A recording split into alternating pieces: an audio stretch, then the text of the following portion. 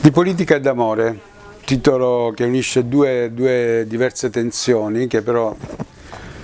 nel lavoro, diciamo, di scrittura si coniugano e si declinano insieme, nel senso che io sento che sia necessario una riflessione della poesia intorno alla politica e che la politica debba essere nutrita anche da un sentimento d'amore, nel senso che il rapporto con l'altro, l'attenzione all'altro, la cura del territorio, dei luoghi sia un atto profondamente poetico che la politica deve imparare a compiere, perché sino ad ora dimostra una disattenzione profonda rispetto all'umano, alle necessità dell'umano. Per cui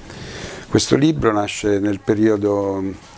della pandemia, del primo Io resto a casa, che è stato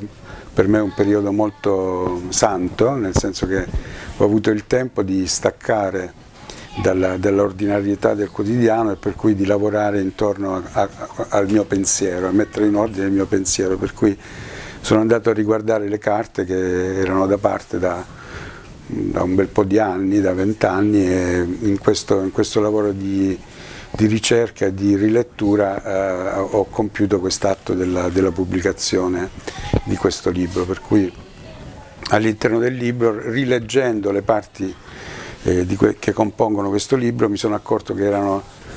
delle scritture che riguardavano molto gli altri, erano molto costruite in rapporto a delle situazioni corali, collettive, vissute da me e attraversate da me, ma sempre all'interno di una comunità, per cui sono tutte partiture che riguardano il rapporto con l'altro e per cui dentro questo rapporto con l'altro c'è l'amore e c'è la politica.